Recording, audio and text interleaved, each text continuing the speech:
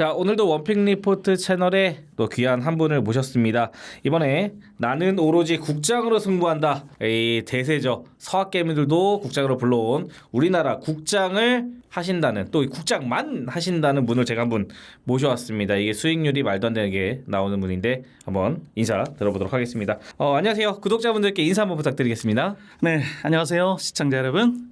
저는 25년 이상 동안 주식을 해왔고요. 그리고 3년 전에 은퇴를 해서 지금은 온라인과 오프라인을 통해서 경제와 투자에 관한 무료 강의를 하고 있는 문쌤입니다. 1995년 첫 직장에서요 80만 원 정도를 월급으로 시작을 해서요 3년 전 은퇴할 당시 세후 5월 500만 원 정도의 배당금을 받게 돼서 감히 은퇴를 하게 되었습니다. 그 이후 주가 급등으로 인해서 포트폴리오를 조금 다각화시켰고요. 요즘은 다행스럽게 월 1,000만 원 정도의 배당금이 나오는 것 같습니다. 하지만 저는 주식을 잘해서 돈을 번 사람이 아니고요. 오래 버텨서 돈을 번 사람입니다. 그래서 제 아이들과 같은 주식 초보자들에게 주식으로 망하지는 않는 방법을 이야기를 해주고 싶어서요. 책을 쓰게 되었고요. 그리고 감사하게도 오늘 이 자리까지 올 수 있게 되었습니다. 초대해 주셔서 감사합니다. 네, 오셔서 너무 반갑습니다. 이 책이 이번에 이제 좀 나오게 될 텐데, 이 책을 쓰시면서 뭔가 전달하고 싶었던 내용들이나 이 책에 대해서 좀 그래도 여기선 좀 이런 게 또 특징입니다. 이런 게 좀 재밌습니다. 쓰시면서도 이거 재밌던 에피소드나 이런 걸 집어넣으셨을 거란 말이에요. 좀 어떤 게 있는지 잠깐만 좀 얘기 좀 해주시겠어요? 제가 처음 이 책을 쓰게 된 동기는 저희 아이들에게 저희들은 매일 아침마다 카톡을 합니다. 가족방에서 아빠 폭락장애인데 오늘 기회 줘. 그럼 아니야. 그런 집이 있어요? 저희 집은 그렇습니다. 네. 그래서 그래 이 정도는 조금 사도 될 것 같아. 단 분할 매수 이런 식으로 항상 대화가 이루어지거든요.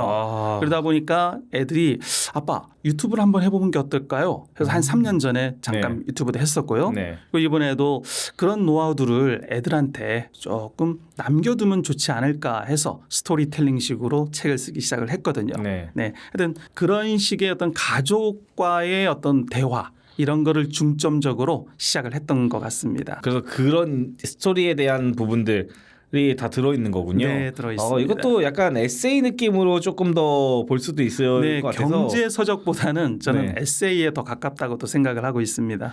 보통 책들이 이제 뭐 어디 전문가 증권사 누구 뭐 이런 사람들이 쓰는 책들이 많이 있는데 보통 용어들이 조금 있는데 오히려 실제로 이렇게 하시는 분들이 용어를 좀 쉽게 사용을 하기 때문에 읽을 때 되게 편하거든요. 그리고 초보자들도 이해하기 쉽고 그래서 여러분들이 보시기에도 책이 엄청 두껍진 않아요. 근데도 막 칼라로 돼 있고 재밌을 것 같습니다. 여기 보면은 유망 종목을 선별하는 8가지 통찰 이러면서 보시는데 요즘 주식시장 정말 말 많은데 이런 거 좀 읽어가면서 경제 공부나 또 다른 사람들 스토리 읽어보면요 본인에게 맞는 스타일들이 있으니까 그런 것들을 위해서 여러분들 오늘 인터뷰 잘 집중해서 들어주셔야 될 것 같습니다. 자, 우리 작가님이 이제 이 책을 쓰셨는데 이제 국장만 하신다고 하셨잖아요. 사실 옛날부터 주식 투자 미국 지금 뭐 서학개미라고도 하지만은 예전부터도 사실 미국에도 투자를 많이 했지 한국에다가는 많이 안 했거든요. 그냥 박스피가 너무나도 오래됐기 때문에.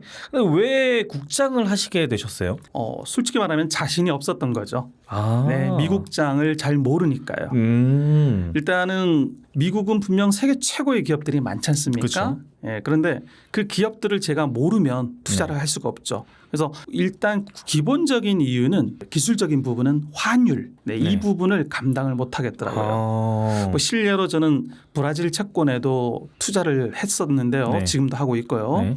한 13년 전에 브라질 채권을 투자를 했는데 이걸 투자를 하려면 일단 저희들이 달러로 바꿔야 되고요. 미국 달러로.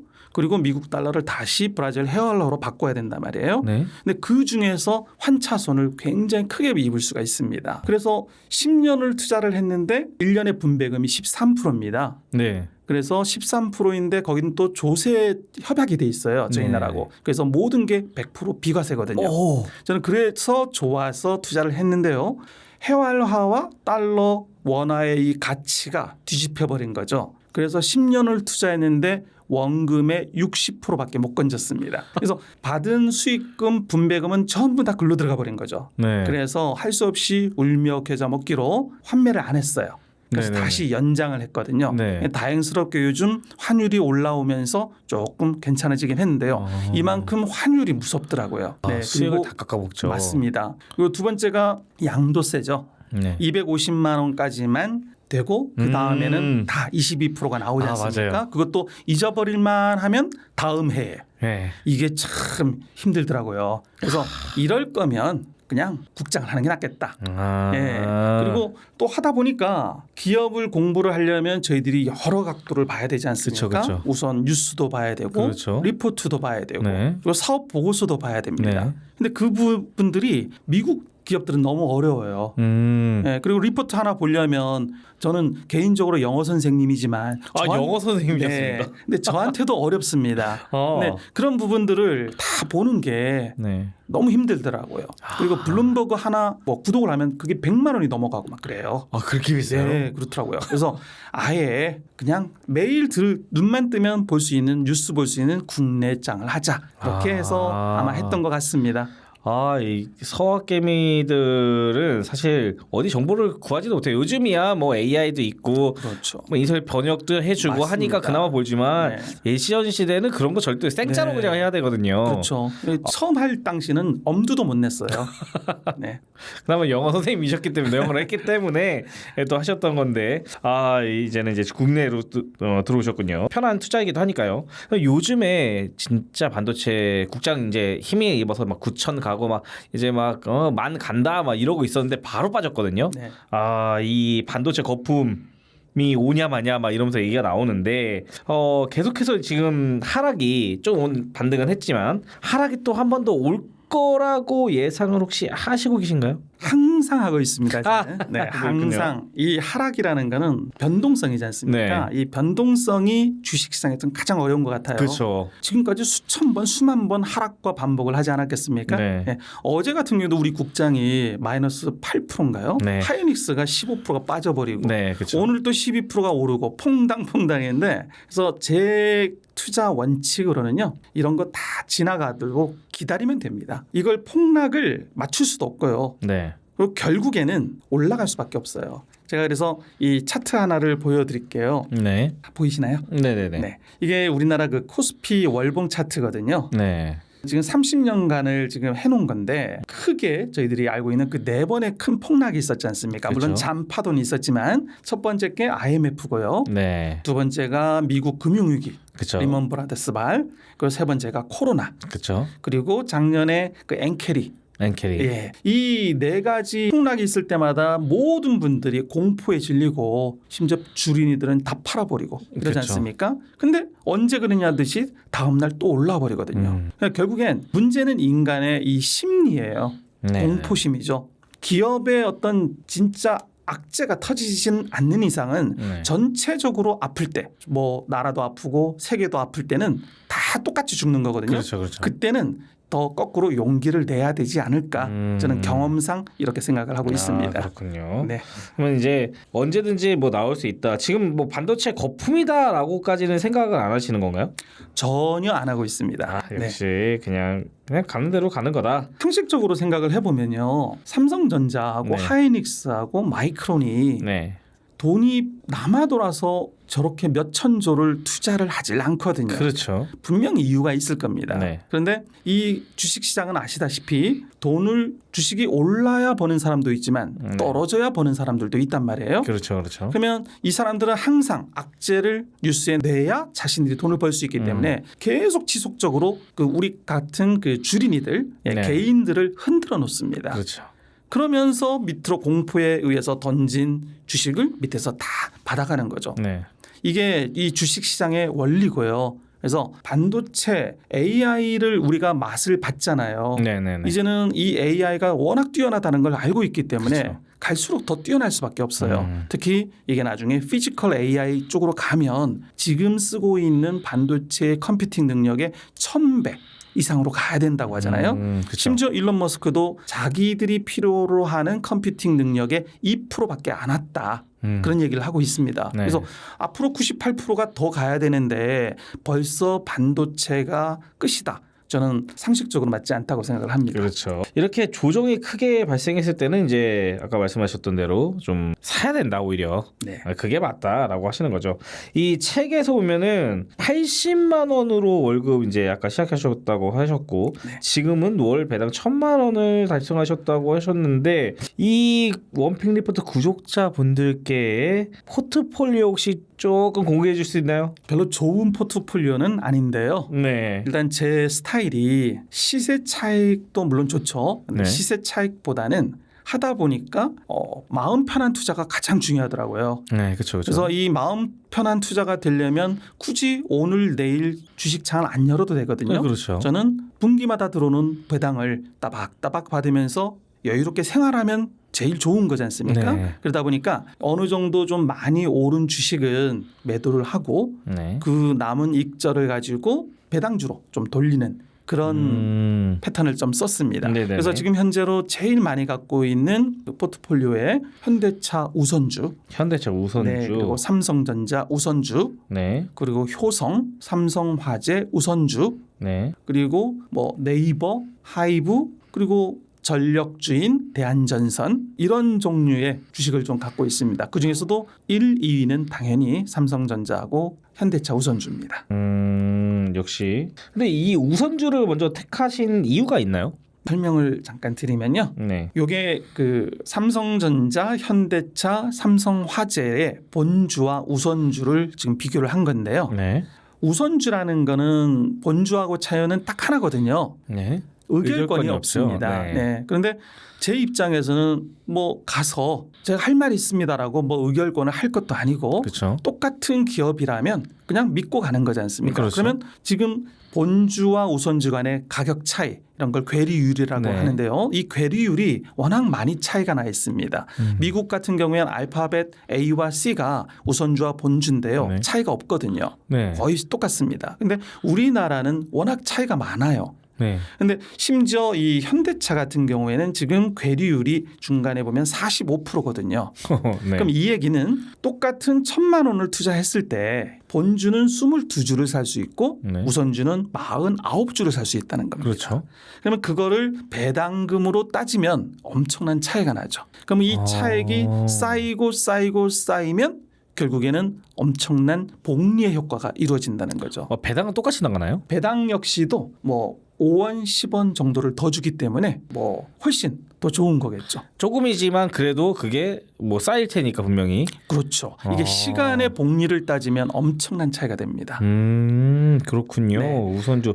근데 이게 상승폭은 또 이 맞습니다. 본주와 이게 또 다르잖아요. 네, 그 이유가 원래 삼성전자도 지금 보면 27%의 괴리율이 있잖아요. 네. 원래 작년까지만 해도 이 지금 급등 전까지는요 10%에서 15% 사이였어요. 괴리율이요? 네. 그런데 갑자기 본주가 먼저 올라가는 거죠. 네. 왜냐하면 반도체 호황이라는 거 있을 때니까 자 제가 몇 조를 굴리는 큰 손의 입장에서는 네. 그래도 가서 의결권 한마디 하고 주주총회 가서 한 소리 해야 되지 않겠습니까? 네, 그렇죠. 그래야 자신들 쪽에 유리한 쪽으로 경영을 할 테니까. 네. 그래서 이런 큰 어떤 사건이 있을 때는 항상 본주가 먼저 갑니다. 네. 근데 이 본주가 어느 정도 올라가면 연말이 되면은 이제는 배당 시즌으로 돌아가지 않습니까? 네네. 그러면 그 배당을 위한 또 2차적인 수급이 들어오겠죠. 네. 그러면 연말 가면은 이 배당 때문에 본주와 우선주의 격차가 줄어드는 효과가 있습니다. 거의 대부분 그렇더라고요. 그래서 지금 현재로 너무 큰 괴리율은 조만간에 좁혀질 수밖에 없다. 네, 저는 그렇게 보통 생각합니다. 얼마 정도나 좁혀지나요? 보통 미국 같은 경우는 큰 차이가 없고요. 네. 우리나라에서는 그나마 제일 좁은 게 괴리율이 좁은 게 삼성전자였거든요. 네. 그래서 보통 10%, 예, 많으면 15% 정도입니다. 근데 지금은 너무 많이 벌어져 있죠. 그러게요. 그러니까 이게 우선주가 올라가든 본주가 내려오든 뭔가는 한다는 하겠죠. 거죠. 예. 특히 이 삼성전자 같은 경우에는 내년에 분명히 특별 배당을 해야 되거든요. 네, 그렇죠. 예, 그 특별 배당을 하면 엄청난 금액이 나옵니다. 그렇죠. 예, 여러분들은 계산을 안 해보신 분들은 그래서 상상도 20억이 못하는. 지금 잡혀 있는 상황이라. 네, 그 자료도 있는데 좀 네. 이따 뭐 기회 되면 네. 그것도 한번 보여드리겠습니다. 이 우선주가 훨씬 더 받는다는 거는 이 금액이 아니라 주당 받는 거니까, 그죠? 그렇죠. 아. 주당 금액은 거의 비슷하죠. 50원, 100원 차이인데 네. 괴리율 때문에 훨씬 많은 주식을 살 수 있기 때문에 올라가는 거죠. 요것도 굉장히 팁인 것 같습니다.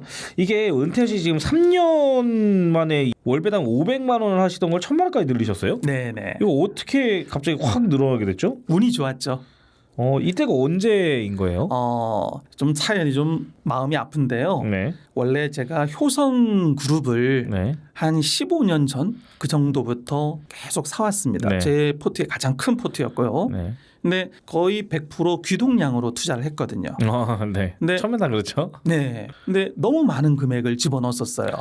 그런데 갑자기 인적 분할을 하더라고요. 네. 그럼 저는 그 당시에 인적 분할이 뭔지도 몰랐고요. 그래서 알려고도 안 했습니다. 네. 사실 선배가 다 말해주니까. 네, 그렇죠. 근데 인적 분할을 하면 굉장히 회사가 좋아질 거야라는 기대감만 갖고 있었죠. 네. 근데 당일날 보니까 2종목을 빼고는 5개로 쪼개졌거든요. 네. 2개를 빼고는 전부 다 뭐 하한가 직전까지 가더라고요. 그래서 그때부터 효성중공업 특히 애를 먹인 거죠. 네. 효성중공업이 빠지고 빠지더니 마이너스 90%까지 떨어졌습니다. 그래서 이 차트가 있는데 이 차트네요. 네. 이게 작년에 470만 원까지 갔던 주식인데요. 최저 8,530원까지 갔었지 않습니까? 네. 그때는 도저히 HTS를 열 수가 없었어요. 겁이 나서. 근데 생각이 좀 달라지더라고요. 그래도 재계 14위인데 설마 아들 회사를 죽이겠냐. 나도 죽고 국민연금도 죽고 외국인들도 다 죽을 텐데 이거는 아니다 싶어서요. 물타기를 했죠. 네, 이때부터. 그래서 돈이 생기면 계속 샀습니다. 네. 그러다 보니까 조금 수익률이 좀 올라오기 시작을 한 거죠. 그런데 더 이상 탈 돈도 없고 네. 겁이 나서 못 하겠더라고요. 왜냐하면 또 내려갈까 네, 봐. 그렇죠. 효성중공업의 큰 사업 2개가 건설하고 변압기 쪽이거든요. 네. 근데 아시다시피 건설은 항상 안 좋았지 않습니까? 네. 그리고 이 변압기 이거는 구시대의 산물이거든요. 저거 빨리 처리해야 되는데 네. 이런 얘기밖에 없었어요. 그때 마침 뜬 게 수소였습니다. 이 수소 사업이 될 거다. 네. 심지어 효성중공업은 린데 독일 린데하고 5대5로 해서 액화수소 공장까지 지었어요. 네. 그리고 우리나라 국내 수소 충전소 1위거든요. 그래 이거에 한번 믿어보자 해서 제가 물타기도 계속 했던 거죠. 네. 그런데 아이러니하게도요. 작년에 날아간 이유는 수소가 아니고요. 그 골칫덩어리 변압기가 떠버린 거예요. AI가 이렇게 바꿔버릴 줄 누구도 몰랐던 거죠. 그렇죠. 네, 그래서 그때부터 해서 결과론적으로 매도해서 833% 정도의 수익을 최후 네, 그렇게 받았습니다. 그래서 그 매도한 금액으로 다 배당주 그리고 아까 말씀드렸던 브라질 채권 그쪽으로 다 돌린 거죠. 그리고 또 반도체 장비주가 있습니다. 유진테크라는 그 녀석도 한 15년 동안 들고 오던 녀석인데 걔도 익절 좀 해서 반 정도 남겨두고 나머지는 다 매도를 해서 아까 말씀드렸던 현대차 그리고 삼성전자 그리고 뭐 기타 브라질 채권 이쪽으로 다 이동을 시켰습니다. 그러다 보니까 배당이 확 올라버리더라고요. 저 높이 올라가는 금액을 쪼개가지고 지금 우선주에 들어간 거니까요. 네, 맞습니다. ETF 상품이나 이런 것들을 하시는 것도 있으세요? ETF는 솔직히 제가 처음부터 주식 시작을 했을 때는 ETF가 없었어요. 네, 그렇죠. 그래서 전혀 ETF는 신경도 안 써왔고요. 단 재작년부터인가 연금저축 계좌에 거기에 커버드콜 미국채 30년짜리 그거 하고 그리고 이 커버드콜은 또 맹점이 또 있더라고요. 네. 옵션 프리미엄을 가지고 계속 지급을 하다 보니까 조금씩 원금을 깎아먹더라고요. 네. 예, 물론 월 10% 정도의 배당이 나오니까 굉장히 크지 않습니까? 네. 근데 지나고 나니까 원금은 계속 줄어들어요. 그래서 맞습니다. 이건 방법을 좀 바꿔야 되겠다. 기존에는 그 10%를 다시 매수를 했거든요. 네. 근데 이제부터는 좀 바꿨습니다. 이 배당금은 10%를 다른 거 타이거 미국 배당 다우존스 배당 있지 않습니까? 네, 그쪽으로 바꾸는 거죠. 그러면 물론 분배금은 3.5%밖에 안 돼요. 그런데 커버드 콜은 갈수록 깨먹는 구간이고요. 그렇죠. 반면 이 타이거 배당 다우존스는 커가는 복리의 효과일 거예요. 그렇죠. 그래서 제 나이가 앞으로 여력이 된다면 뭐 10년, 20년 후에는 복리 쪽이 더 낫지 않을까라는 생각에서 바꿔가고 있는 중입니다. 그 배당만 계속 나오고 그래 원금을 굳이 내가 뭐 팔 게 뭐 있어. 그렇죠. 배당 나오면 바꾸고 마음 바꾸고 계속 할 테니까. 그 배당은 10%는 온전히 다른 쪽으로 복리를 추구를 해보는 거죠. 이 커버드 콜이라는 걸 이제 유행하기 시작하면서 야 무슨 1년에 이자를 뭐 12% 15%를 준대라고 이제 하기 시작하면서 사람들이 그래 그러면서 거기를 많이 하고 유튜브에서도 많은 사람들이 지금도 월 300 뭐 월 200 파이어족 된다 뭐 어쩌고저쩌고 이제 얘기를 많는데 그러면 안 되는 나이에 그렇게 하고 커버드 콜의 그 함정을 잘 모르시는 분들이 많더라고요. 대부분이 모르세요. 저도 몰랐고요. 저도 증권사 친구가 얘기해줘서 들어가긴 했는데 지나 보니까 알게 된 거예요. 근데 물론 또 이런 것도 있어요. 현금 여력이 좀 필요하신 현금 흐름이 필요하신 분. 그렇죠. 예를 들어서 저희 어머니는 80세가 넘으셨는데 어머님은 뭐 원금이 조금씩 깎이는 건 큰 문제가 없거든요. 그렇죠. 대신 월 용돈식으로 따박따박 나와주니까 너무 즐거워하시더라고요. 그렇죠. 그래서 어머니는 그쪽으로 해드렸습니다. 맞아요. 그래서 자신한테 노를 위해서 나온 게 원래 맞습니다. 커버드 콜인데 요즘에는 좀 다르게 해석이 좀 되고 있는 것 같아서 네네. 좀 그런 것들을 좀 여러분들도 꼭 아셨으면 좋겠고 그래서 제가 커버드 콜을 하지 말라고 맨날 말씀드리는 겁니다, 네. 여러분들. 이 배당으로 연금 생활을 한다고 이제 하셨는데 요거 이제 분명히 월 1,000만 원이시면은 그 세금 많이 내실 거란 말이에요. 이거 금융소득세 엄청 나갈 딱 그거거든요. 또 상위 네. 티어란 말이에요.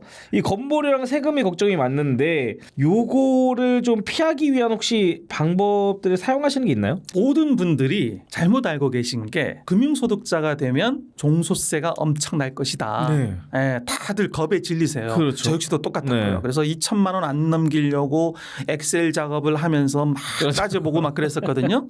근데 우연히 언젠가 효성 TNC가 네. 갑자기 배당금을 5만 원을 줘버린 거예요. 주당.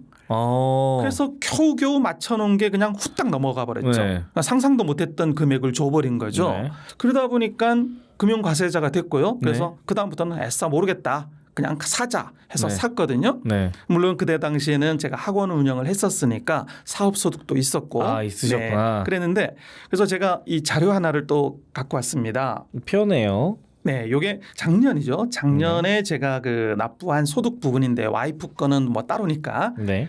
보면은 그 배당 소득 두 번째 게 8,300만 원 정도를 받았고요. 그다음 이자 소득이 170만 원인데요. 그러면 이게 합치면 9,300만 원 정도 이상이 되는 겁니다. 그런데 이거를 따지고 보니까 소득공제도 들어가고 그리고 세액공제고 들어가고 그리고 제일 중요한 건 제가 배당금을 받으면서 미리 15.4%의 원천 징수를 했지 않습니까? 그렇죠. 그러다 보니까 실제 내는 돈은 빵이더라고요.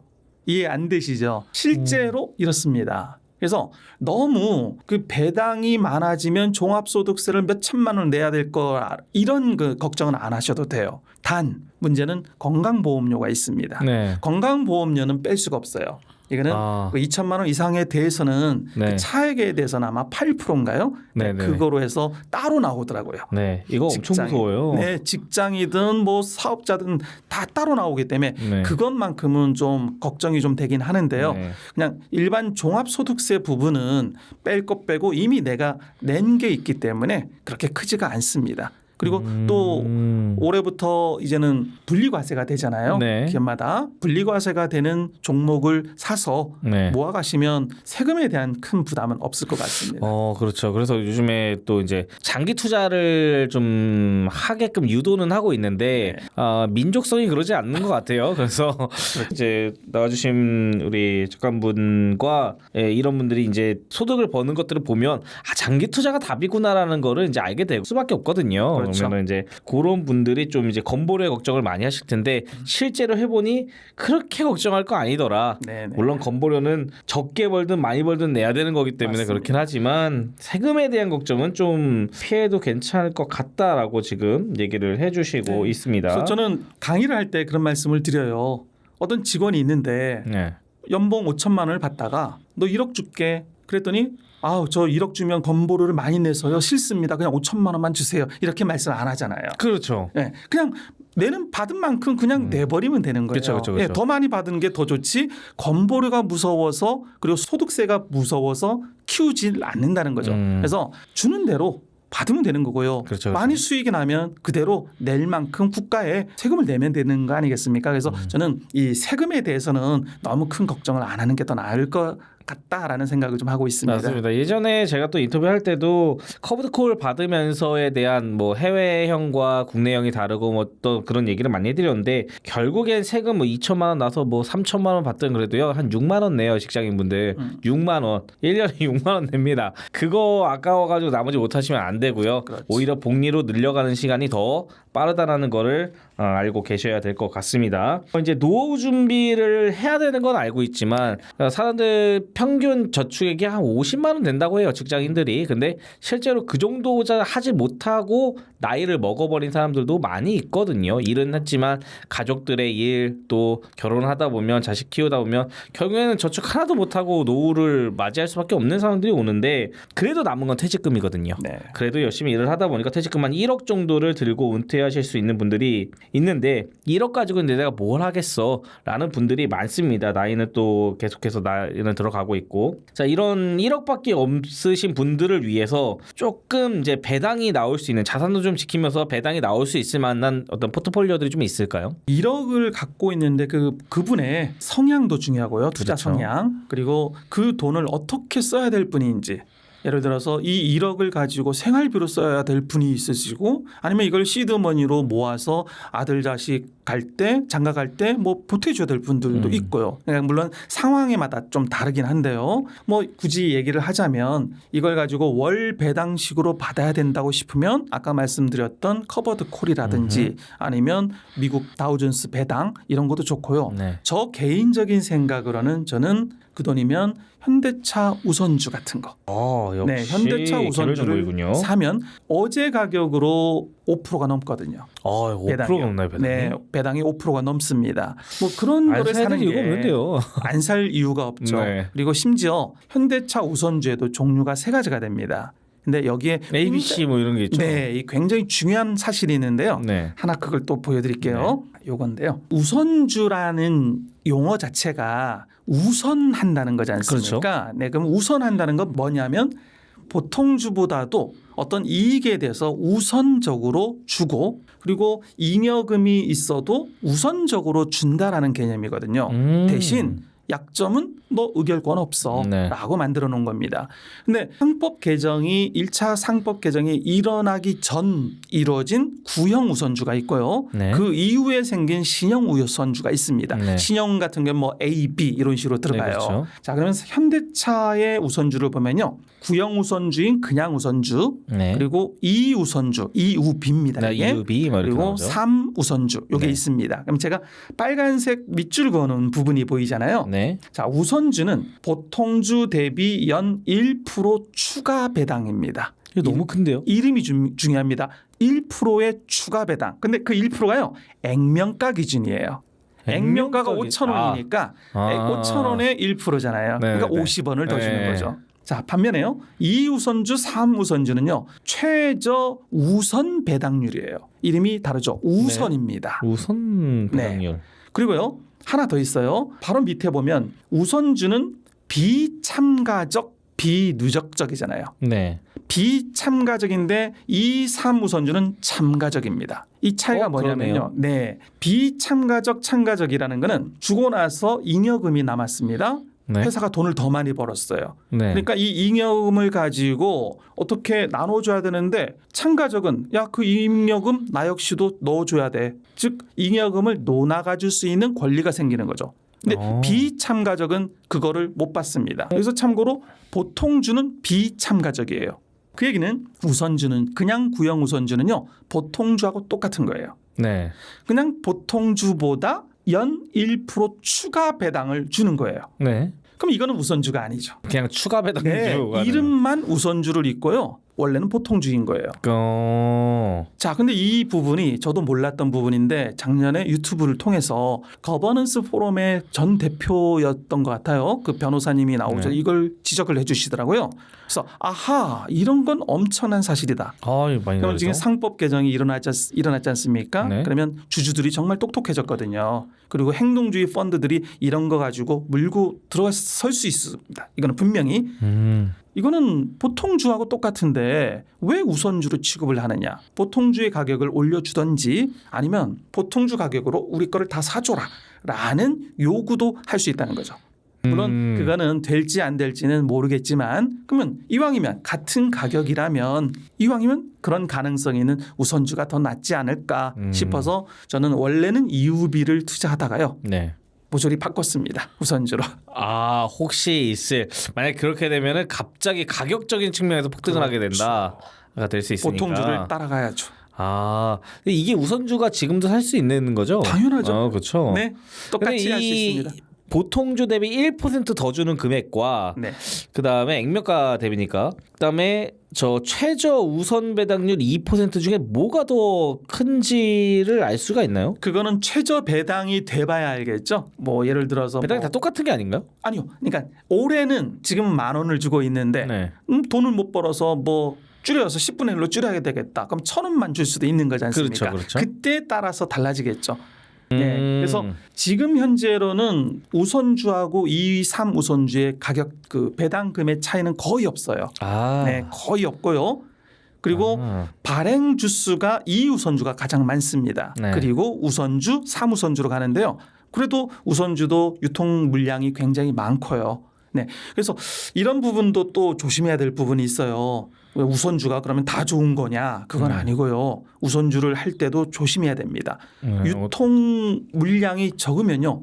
못 팔아요. 팔고 싶어도 못 팔 때가 많습니다. 그래서 이왕이면 유통 물량이 많은 주식을 사는 게 좋고요. 그래서 보통 우리나라에서는 2우선주가 가장 인기가 많습니다.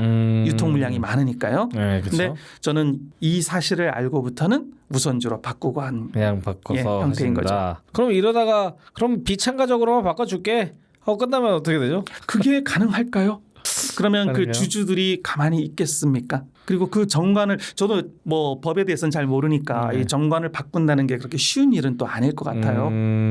그리고 그게 가능할지는 저도 잘 모르겠습니다. 이건 전문가들한테 한번 여쭤봐야 될 내용인 것 같아요. 혹시 모를 잠재력도 있고 배당은 어차피 똑같이 나오니까 네, 이렇게 또 하시는군요. 네네.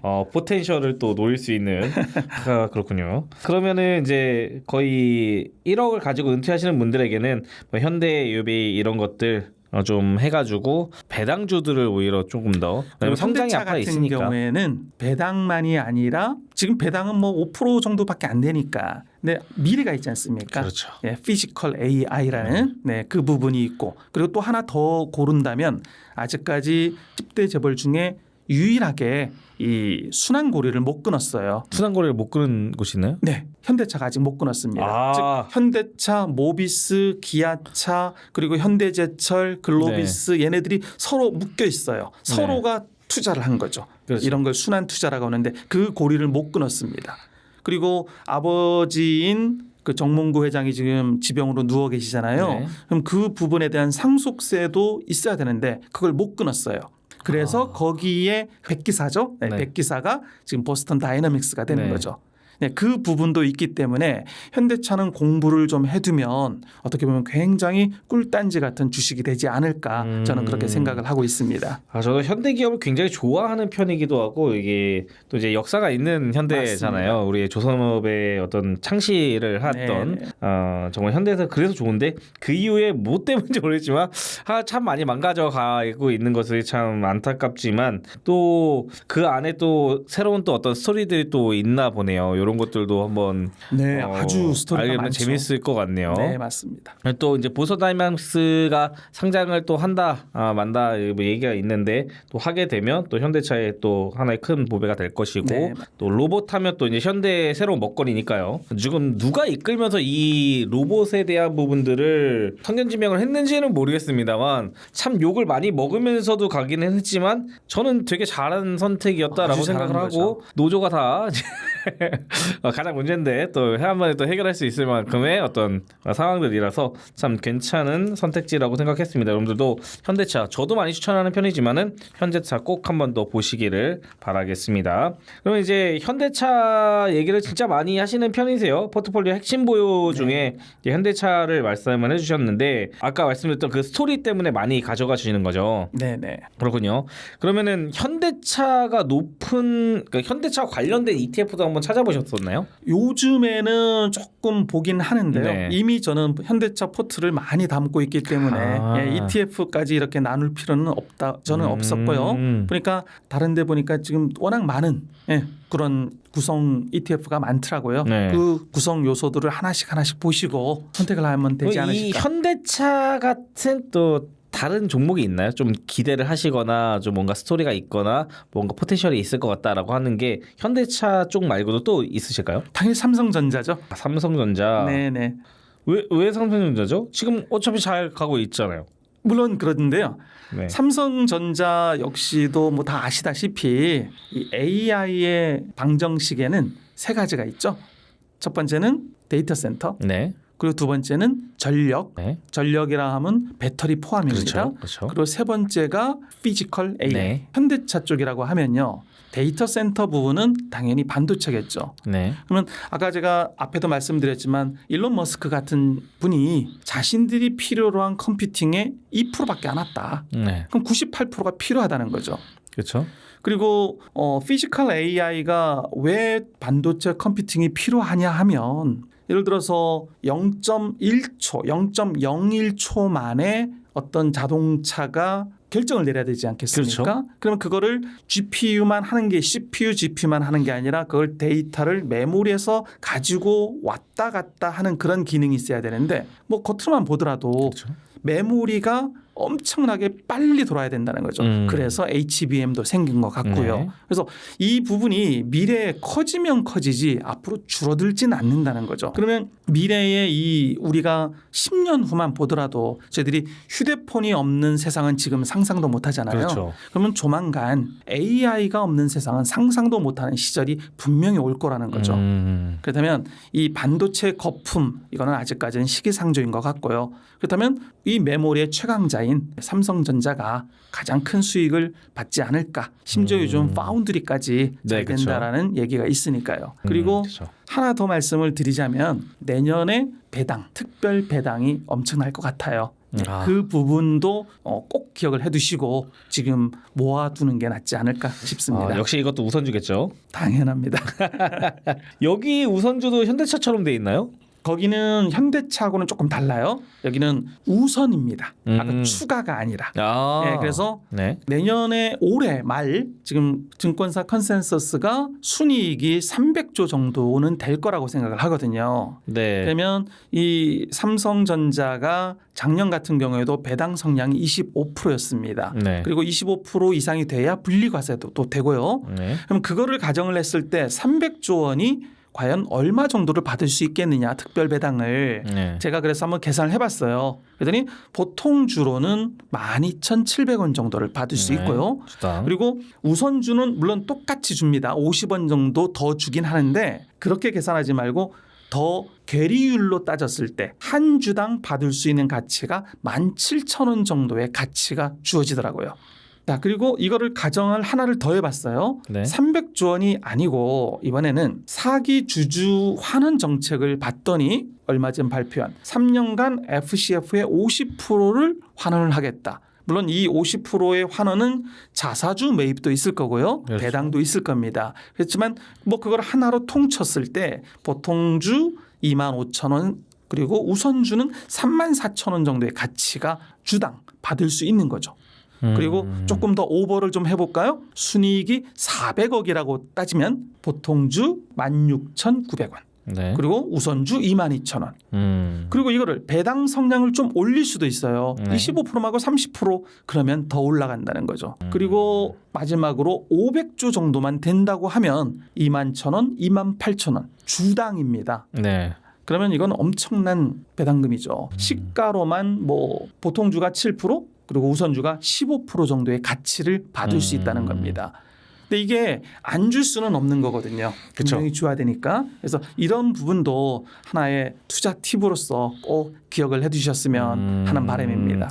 SK 하이닉스가 아니라 삼성전자를 조금 더 쳐주시는 것 같은데 네. 이유가 있나요? SK 하이닉스는 메모리만 하잖아요. 그렇죠. 네. 그런 반면 삼성전자는 지금까지 탄탄하게 갖고 있는 게 DX, DS 이 부분이 다 나눠져 있지 않습니까? 네. 게다가 파운드리가 되기 시작을 했어요. 네. 심지어 하이닉스는 그 HBM4에서도 베이스 다이라고 하죠. 로직 네. 다이 그 부분을 TSMC의 10나노를 씁니다. 네. 결국엔 메모리만 만들어서 TSMC에 보내고 그럼 TSMC가 다이부터 시작을 해서 패키징까지 모든 걸 해서 넘겨줘야 되는 구조지 그렇죠. 않습니까? 반면 삼성전자는 턴키 방식이죠. 메모리, 베이스 다이 다 그리고 하죠. 패키징까지 해서 납품을 하겠다 이거지 않습니까? 그러면 당연히 하이닉스 같은 경우에는 자신이 먹어야 될 부분을 TSMC에게 뺏길 수밖에 없는 부분이고요. 그렇죠. 반면 삼성전자는 이게 되기 시작하면 엔비디아 입장에서는 아니면 뭐 AMD 입장에서는 당연히 너 한 방에 다 해주는 삼성전자가 훨씬 편하지 않겠습니까? 당연히 그러다 보면 매출도 오를 것이고 네. 그리고 수익도 올라가지 않을까 저는 이렇게 생각을 하고 있습니다. 역시 파운드리가 크긴 크죠. 여러분들한테도 항상 말씀을 드렸지만 SK 하이닉스가 HBM 잘 만들고 뭐 장사 잘 되고 이런 것들은 알겠는데 그러다 보니까 삼성전자가 가격이 이제 이게 말이 되냐라고 하시는 분들도 있는데 이거 분할해서 그런 겁니다, 여러분들. 이거 그렇죠. 분할해서 그런 거기 때문에 삼성전자가 더 싸니까 더 낮은 거 아니야 이렇게 생각하시면 안 되시고 그다음에 그렇기 때문에 여러분들이 더 기회가 있다라고 얘기를 하는 게 한 주 살 때 우리 0.5주 못 사거든요. 이게 비트코인은 아닙니다. 0.5주 못 사기 때문에 오히려 접근하기가 쉽기 때문에 삼성전자를 먼저 접근하시라고 말씀을 드리는 게 이런 것 때문이니까 우리 삼성전자 우선주 또 배당까지 또 그 이후에 주주환원 정책들 계속해서 잘하고 있고 거의 주주환원 은행 제외하고는 여기가 아마 1등일 거예요, 삼성전자가. 그렇기 때문에 여러분들이 꼭 한번 알아보시고 삼성전자 관심 가져보시면 좋을 것 같습니다. 단순히 나의 노후를 위한 돈이 아니라 자녀들도 중요하거든요. 이제 내가 크고 나면 결국에는 자녀에게 증여하려고 또 돈을 열심히 벌기도 하는 거기 때문이죠. 그럼 자녀에게 이제 계속해서 돈이 나오는 시스템, 지금처럼 이제 배당의 시스템이죠. 이런 것들을 물려주고 싶은 분들이 많을 거예요. 나도 내가 비록 못했지만 내 자녀는 그래도 이런 것들을 알아가지고 좀 나보다 더 잘 살게 됐으면 좋겠다라고 하시는 분들이 많은데 자녀분들이랑 이제 운영하면서 450%의 수익을 또 내셨다고요? 네, 결국엔 시간이 해결해 준 거죠. 큰애 3살 때부터 네. 제가 계좌를 터줬거든요. 네. 그리고 2년 후에 작은 애도 해줬고요. 네. 근데 그때 뭐 어린 애들은 할머니도 용돈 주시고 뭐 이러지 않습니까? 네, 그렇죠. 가윗돈들 그리고 뭐 학교에서 나오는 뭐 장학금 가끔 받는 그런 것도 모든 돈은 다 집어넣었죠. 그리고 또 제가 운영하는 그 반년에 한 번씩 나오는 펀드에서 나오는 분배금 같은 것들은 다 네. 그쪽으로 몰아줬고요. 네. 근데 그래봐야 저희들 뭐 증여세를 신고할 정도의 금액이 아니기 때문에 네. 그때부터 그냥 생길 때마다 사줬습니다. 네. 그냥 사주다 보니까 이렇게 돼가더라고요. 음. 그래서 지금은 애들이 둘 다 성인이 돼버려서 네. 제가 사실 얼마를 벌었는지를 잘 모르겠더라고요. 아. 네, 그래서 본인이 아니면 또 그 확인이 안 되더라고요. 물론 아, 그래요? 제가 대리인 자격은 있는데 금액을 제가 확인할 수는 없더라고요. 오, 또 네. 신기하네요. 그래서 제가 준비를 하느라고 물어봤어요. 애들한테 니네 얼마를 갖고 있니? 그러니까 왜 아빠 다 알잖아요. 네. 나 몰라서 그래. 그랬더니 네. 네이버에 들어가서 확인을 했더니 바로 나오더라고요. 네이버에 들어가면 자기 자산이 쫙 나오지 않습니까? 아. 그거를 저한테 찍어서 보내준 거예요, 애들이. 아, 네네네. 그래서 그걸 가지고 제가 이 표를 만들어 놓은 거거든요. 네. 종목이 엄청 많네요. 네, 그러니까 좋아 보이는 종목들은 제가 계속 사줬던 거고요. 그리고 가다 보니 이제는 이쪽으로 올인을 해야 되겠다라는 종목이 위쪽으로 지금 다 포지션이 돼 있습니다. 그래서 밑에 있는 부분은 그냥 팔지 않고 그냥 놔두기만 한 거고요. 네. 그래서 큰애, 작은애, 큰놈, 막둥이 이렇게 써 있는데 이렇게 하다 보니까 450%가 되더라고요. 재미나이한테 제가 시켰더니 이렇게 쫙 이쁘게 원금 대비 지금 만들어주더라고요. 450%가 네, 되나요? 맞습니다. 엄청난 금액인데요. 당연히 이 친구들도 아까 말씀드린 두 종목이 굉장히 많은 포션을 갖고 있습니다. 그러네요. 또 같은 적인데 네네. 결국 여기서도 이제 국내 주식일 거 아니에요. 네, 100% 국내입니다.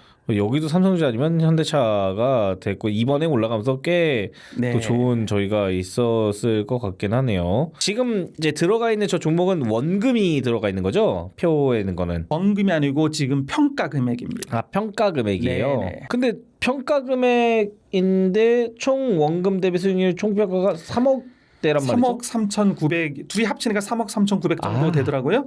이거 원금 한 6천만 원 정도 들어간 거죠. 원금이. 근데 그게 그렇군요. 20년이 넘었으니까요. 네네네. 20년이 넘으니까 이 정도의 그 가치가 된 거죠. 역시 이게 시간은 또 무시 못하는 것 같아요. 진짜 시간이 가장 최고인 것 같고. 맞습니다. 저는 이거를 아직 계좌를 안 넘겨줬어요. 장가 가면 장가 가면 며느리 될 친구 앞에서 직접 주고 그러면 또 며느리도 느끼겠죠. 아하, 그럼 나도 애들을 이렇게 키워야 되겠다. 그런 대물림이 좀 되었으면 하는 이 마음으로. 며느리 일단 한번 시험 보고 들어와야 되거든요. 여기 올 때 집안에 올 때 우리는 교육이 있단다 하고 이제 요즘은 받아야겠네요. 며느리가 시아버지 시험을 보잖아요. 그런가요? 저희들이 눈치 봐야 됩니다. 오면은 안 봐도 될 것 같은데요. 아유, 이 정도면은. 봐야 됩니다 분명히. 자, 그러면은 이 자녀들한테도 이제 열심히 이걸 알려주시고 이제 자녀분들도 이거에 대한 부분들을 많이 알고 계시죠? 네. 지금 이렇게 하고 있고 그러면 이제 본인들이 따로 하는 거는 없나요? 따로 하더라고요. 따로도 해요. 네. 특히 작은 애 같은 경우에는 군대에서 번 월급 있지 않습니까? 네네네. 그걸 하나도 안 쓰고 그대로 모아서 주식을 했더라고요. 그래서 얼마 전에 가족방에 올렸더라고요. 깜짝 놀랐어요. 우와, 이렇게 부자야? 그러니까 아빠가 오래됐었나 보군요, 그것도. 아빠가 뭘 얘기를 하면 꼭 그걸 사더라고요. 그리고 이 친구는 약간의 그 타이밍도 잘 맞춰서 들어가더라고요. 센스가 있거나 이제 좀 잘 맞는 타입인가 보네요. 그런 수익률 쪽에는 저보다 훨씬 나은 것 같습니다. 여기서 이제 배당을 노리는 게 아니라 또 그냥 시세를 노리는 배당과 거. 시세 차익도 같이 하더라고요. 와. 그래서 그거는 제가 뭐라고 안 합니다. 그래, 경험을 해봐야 되는 거기 때문에. 그렇죠. 맞습니다. 요것만 들으면 되니까 네, 얼마든지 깡통을 차도 괜찮다. 맞습니다. 경험해야. 젊으니까요. 네, 그렇죠. 또 그런 게 또 있군요. 책에서 10배거를 이뤄낸 경험, 그러니까 10배에 대한 얘기인데 네. 목돈 1억을 10배로 불리는 성장 중심의 포트폴리오를 꾸리고 싶다면 이거 사실 꿈 같은 얘기긴 하지만 10배거에 대한 경험담 그리고 이 10배거는 어떤 것들이 좀 간다라는 얘기들이 있나요? 결국에는 기다립니다. 기다리면 기다림. 이기게 돼 있거든요. 네. 그런데 아무 종목이나 사서 기다리면 안 되고요. 네. 분명히 따져봐야 돼요. 그러니까 저는 강의를 할 때 이런 말씀을 좀 많이 드리는데요. 네. 주식 투자를 연애처럼 해라. 연애처럼 해라. 네, 연애를 할 때 저희들이 대학생들끼리 만나서 그냥 뭐 마음에 들면 결혼하자 이게 아니잖아요. 그렇죠. 계속 따져볼 거 아니겠습니까? 근데 만났는데 3년을 만났는데 부모님이 어디 사는지도 모르고 남친이 뭘 하는 사람인지도 모른다면 이거는 말이 안 되는 거잖아요. 그렇죠. 그런데 주식 투자는 그렇게 안 하더라고요. 그냥 누가 사라면 무조건 사요. 네, 그렇죠. 그 회사 뭐 하는 회사예요? 모르겠는데요. 대부분이 그렇게 대답을 하시더라고요. 그래서 100% 망하는 거죠. 기업을 알아야 되거든요. 그렇죠. 그럼 기업을 어디다 정확하게 투자를 알고 나서 그리고 분석도 나름대로 하고 나서 네. 그래서 그래 이놈이야 라는 마음을 가졌으면요.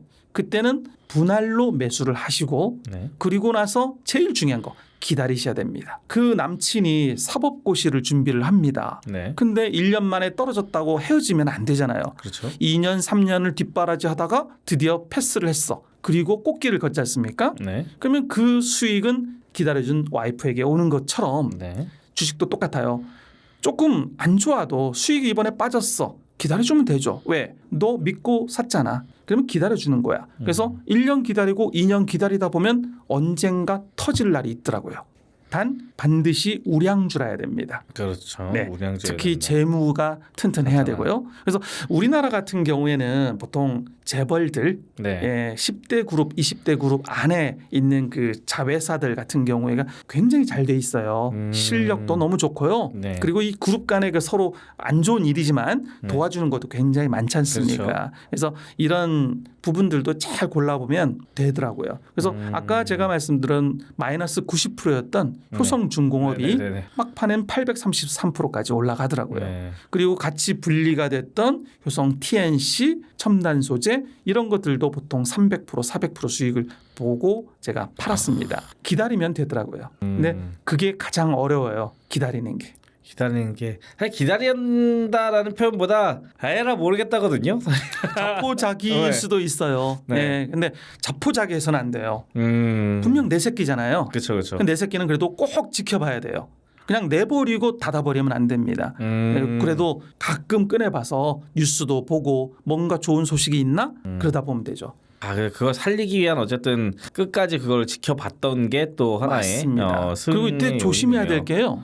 그래서 마이너스 손실이 계속 나잖아요. 네. 그러면 딱 원금이 돼요. 다 그러잖아요. 네, 그쵸, 본전만 대라. 네. 다 팔아버린다. 그렇죠. 근데 그때 그러면 안 돼요. 이제 막 왔는데. 예. 추세가 바뀌기 시작하면요. 이거는 새로운 수급이 들어왔다는 거거든요. 그렇죠. 그럼 그때는 정말 무섭게 올라가 버립니다. 그렇죠. 대신 그 시기가 오기까지가 너무 힘든 거예요. 그래서 그 부분은 내버려 두면은 모릅니다.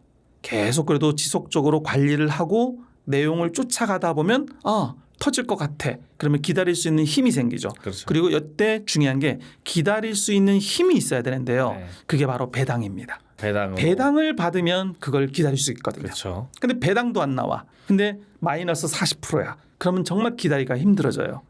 그래서 저는 껍질이라도 있어야 되는데. 맞습니다. 그래서 배당을 주는 기업을 이왕이면 선택을 해라. 저는 이렇게 얘기를 하고 있습니다. 배당을 위한 배당이 아니라 기다림을 위한 배당이다라고 그렇죠. 이제 말씀을 해주신 것 같습니다. 예전에 삼성전자도 10만 전자 간다는 얘기 많이 있었습니다. 그때도 역시 방송을 계속 하고 있으면서 사람들이 계속 왜 10만 안 가요 했지만 그 사람 다 지금 물리고 뭐하고 했지만 그분들이 돈을 번 거거든요. 지금 나중에 그렇죠. 결국엔 지난 사람들이. 근데 그분들 중에서도 이제 내려갔을 때 판 사람, 본전했을 때 판 사람 굉장히 많을 거예요. 맞습니다. 그럼에도 불구하고 에라이 몰라 했던 사람들이 이제 수익을 냈다라고 보는데 또 어디까지 올라가서 팔았는지도 알 수는 없지만 작정하고 들어간 사람들은요 안 팝니다. 근데 그냥 물렸던 사람은 팝니다. 그래서 그 차이가 아까 말씀하셨던 이제 밑에서부터도 우리가 계속 공부를 해왔고 이 종목이 어떤 것인지 또 배당을 받으면서 버텨낸 자가 받았다고 생각을 하기 때문에 여러분들도 끝내지 마시고 그냥 물렸다고 힘들어하지 마시고 꼭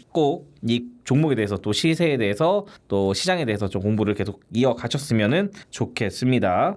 이 배당이 높으면 주가 상승이 아쉽다는 얘기가 있다라고 되어 있는데 이게 배당률이 계속 바뀌거든요. 그렇죠. 네. 사람들이 이 배당률이 바뀌는데 주가가 올라서 배당률이 낮아지는 건데 이거에 대한 이해를 잘 못하시는 것 같아요. 네. 요거 잠깐 얘기해 줄 수 있나요? 간단합니다. 네. 10만 원일 때 10,000원을 주면 네. 그럼 배당률이 10%가 되잖아요. 그렇죠. 근데 그게 20만 원이 됐는데 배당을 갑자기 2만 원으로 줄 수는 없는 거거든요. 그렇죠. 벌어들이는 이익은 똑같으니까요. 그렇죠.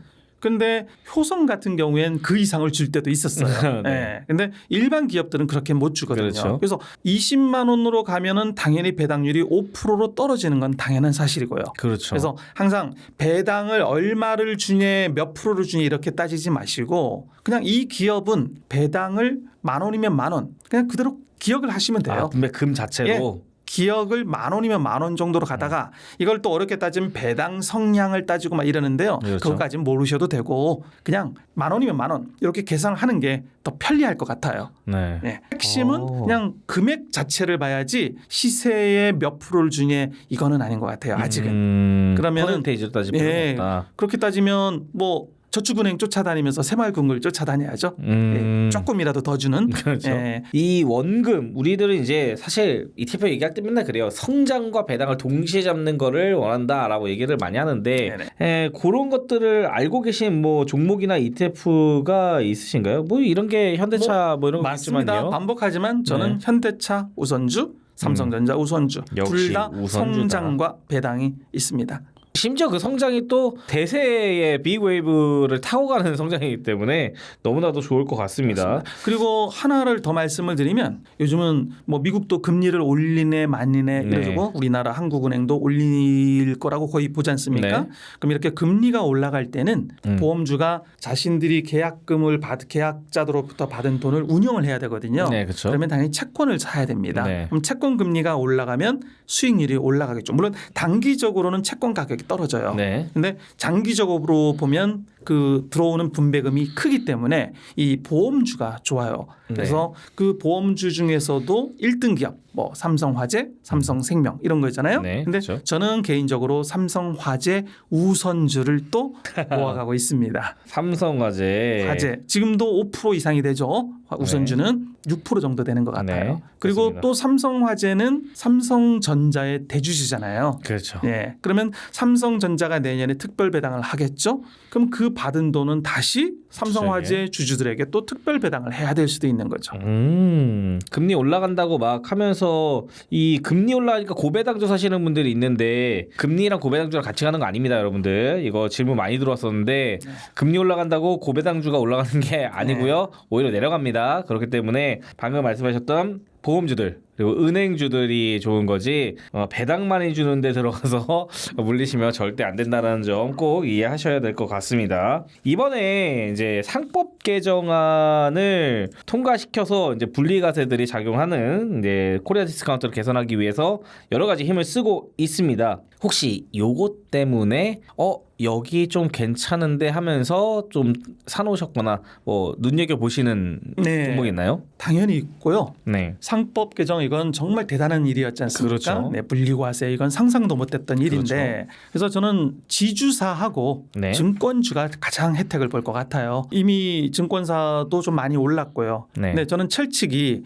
제가 모르는 업종은 안 해요. 네. 제가 잘 알고 있는 그런 기업. 근데 그 중에서 제일 잘 나는 데가 망해봤던 데지 않습니까? 그래서 효성, 효성 지주사를 제가 관심을 갖고 있는데요.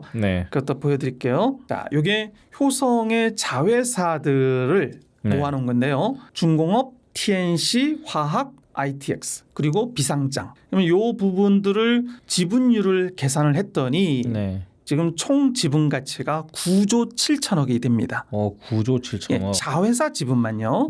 근데 아이러니하게도 효성은 2조 5천이에요. 즉 내가 주머니에 갖고 있는 아이들의 돈이 9조 7천억인데 나는 정작 2조 5천밖에 가치를 인정 못 받아요. 즉 70% 이상 할인을 받고 있는 거죠. 그렇죠. 이런 건 뭐 더블 카운팅이라고 했는데 뭐 이유 어쨌든 간에 어느 정도 내가 갖고 있는 현금 그리고 지분의 가치는 인정을 해줘야 되잖아요. 근데 이걸 못 받고 있었다는 거죠. 근데 이런 것들이 상법 개정과 함께 지주사의 어떤 노력이 좀 있어 가겠죠. 당연히 배당도 올릴 거고 투명하게 할 겁니다. 그리고 또 하나를 보면 이 효성은요 21년부터 지금까지 보면 배당 수익률이 시가 배당 수익률이 굉장히 높습니다. 뭐 6.3%, 5.9, 4.4 뭐 이러잖아요. 근데 심지어 제가 동그라미를 쳐놓은 23년도를 봐주시면요. 그때 순이익이 6,800만 원이에요. 꼴랑 꼴랑 전 6,800만 원 맞습니다. 그런데 위에 배당금 총액을 보세요. 597억을 배당을 했어요. 결국엔 갖고 있는 돈, 유보금이죠. 유보금이 워낙 많은 회사니까 자신들이 쓰기 위해서든지 아니면 저희 같은 진짜 소액 주주를 위한 건지는 모르겠지만 배당을 계속 지속적으로 주는 기업입니다. 그때 당시 현금 배당 성량이 87,000%가 되잖아요.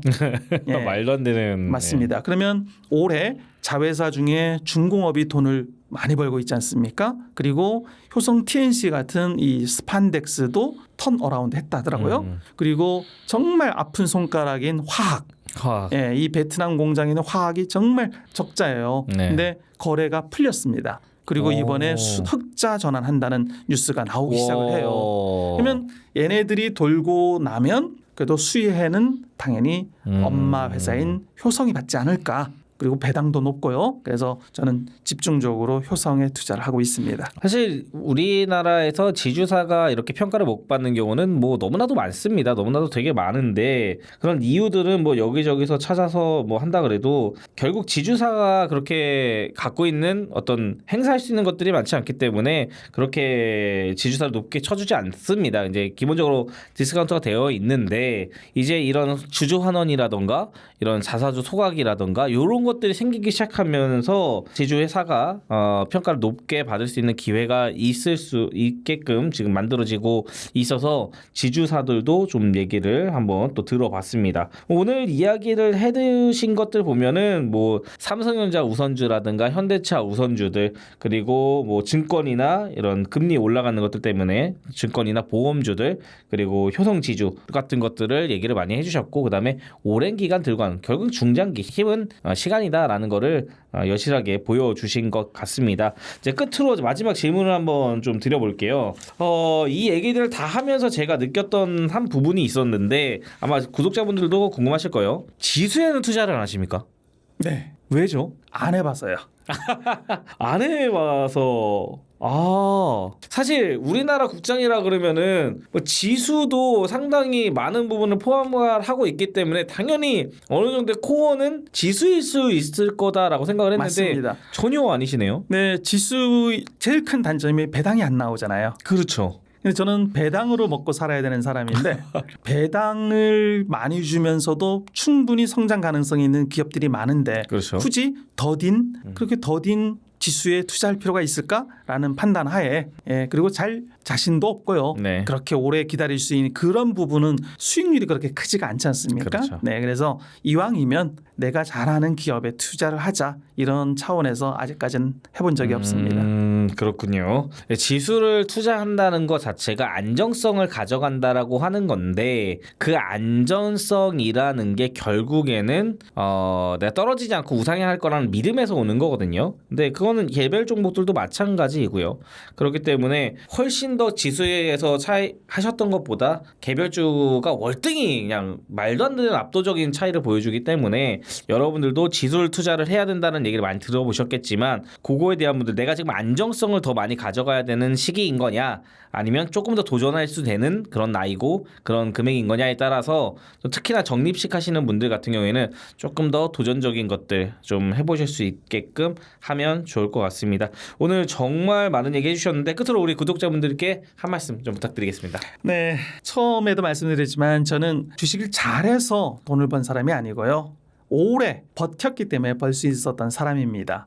그리고 부자가 될 수 있는 비결은 좋은 종목을 사서 기다리는 겁니다. 제일 중요한 부분이 좋은 주식이죠. 좋은 주식이 뭔지는 모르겠지만 그러니까 공부를 많이 하셔야 돼요. 관심을 많이 가지셔야 됩니다. 그래서 그리고 그 오랫동안 기다릴 수 있는 동반자가 배당입니다. 그래서 이왕이면 높은 배당을 주는 기업을 선택을 하시고요. 그리고 제 핵심은 마음 편한 투자가 최고입니다. 오늘 샀는데 밤에 잠을 못 잔다. 그러면 스트레스 때문에 노후에 편안할 수가 없습니다. 그래서 마음 편한 주식 투자를 하시기를 부탁드립니다. 감사합니다. 네, 끝으로 이제 이 책 나옵니다. 나는 오로지 국장으로 승부한다.